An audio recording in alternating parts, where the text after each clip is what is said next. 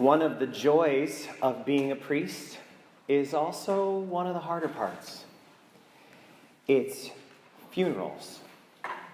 Presiding at a funeral for someone who's been a beloved member of the parish is so painful.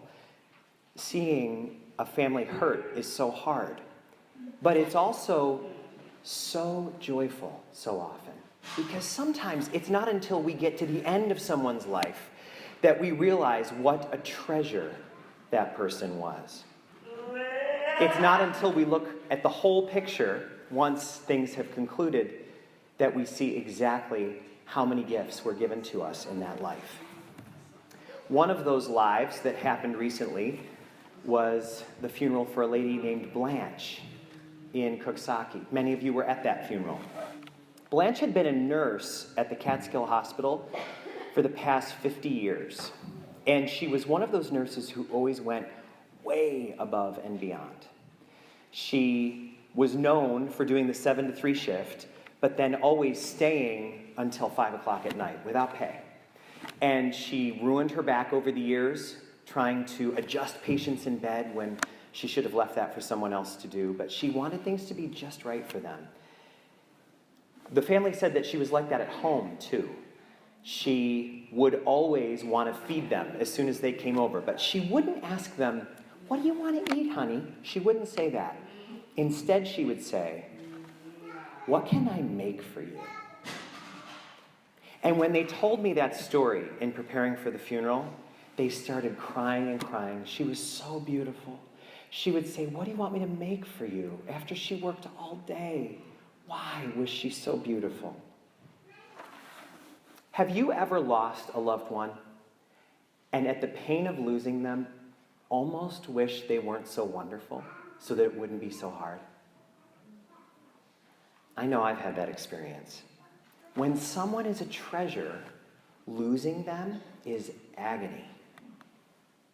One of the things that family of Blanche said was, "She never caused us any grief except in leaving us."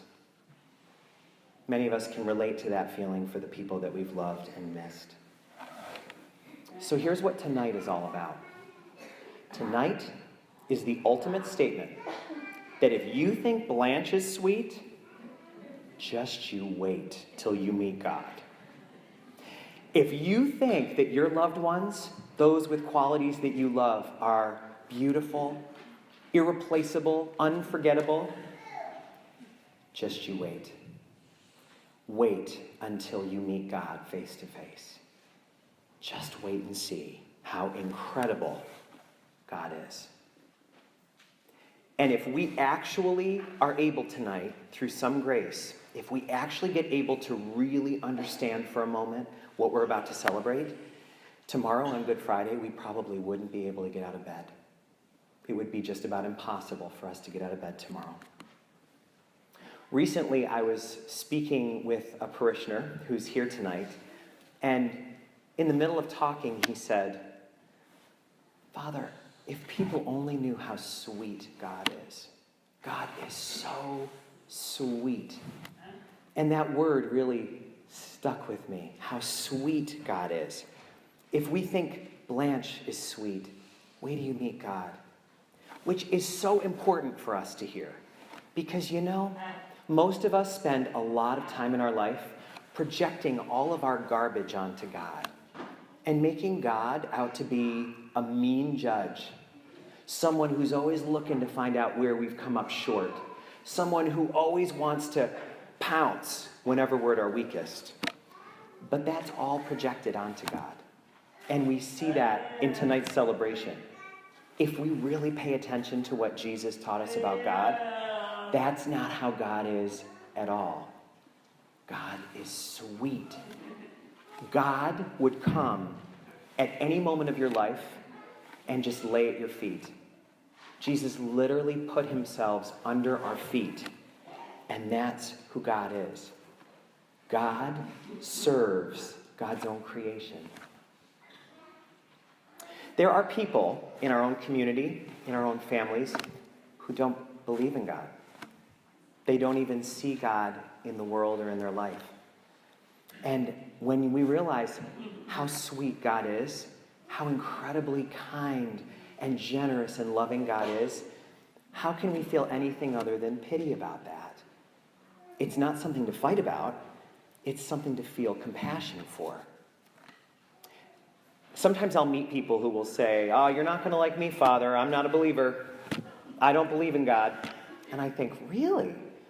But I don't get into arguments about it. Some people like to say, "Well, there's proofs of God, you know," and they like to get into discussions about it. I don't, because I find that completely boring. It's like when someone says to me they don't believe in God, it's like saying, "I don't believe in 9W." Why would I fight about that? I'm thinking, I was just driving on it, so I guess our conversation is over. That's how real our relationship with God is. There would be nothing to fight about. Why would we even discuss it? Clearly, God is at work in every moment of our life.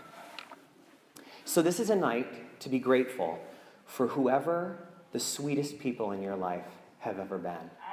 To take a moment to think of those people and feel grateful that God gave them to you. And then to realize this.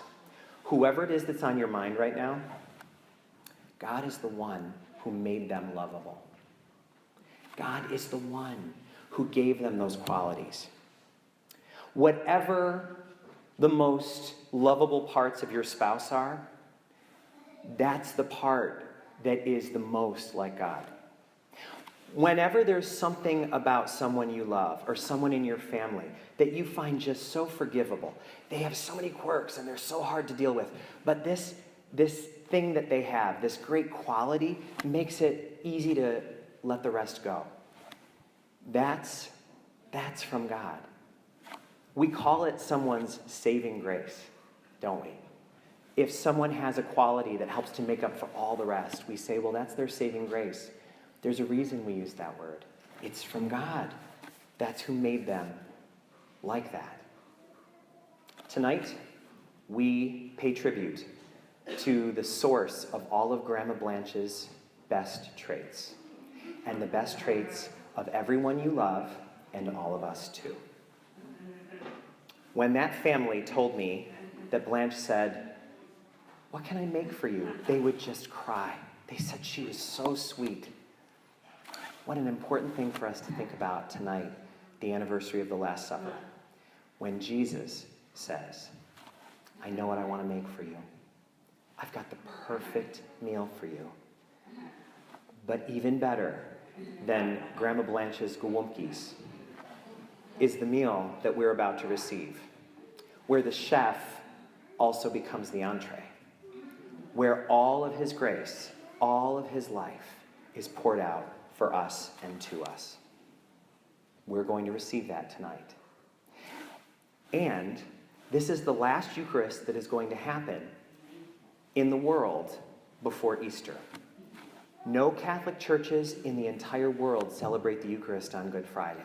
It's the one day that all of the tabernacle doors will be left open because it's the day we remember Jesus' sacrifice for us. So that means that after tonight's Eucharist, the next time we gather for the Eucharist, we will have these beautiful 5 people with us, Seth and Roberta and Bill and Michael and Nadine. They will be here fully with us because the next Eucharist we share after tonight, it'll be at the Easter Vigil. And the relationship that they have with God that's growing even richer day by day, week by week of this journey, it's going to reach its culmination in just 36 hours. There is so much for us to celebrate. We have so many gifts given to us. God is so sweet. If people only knew.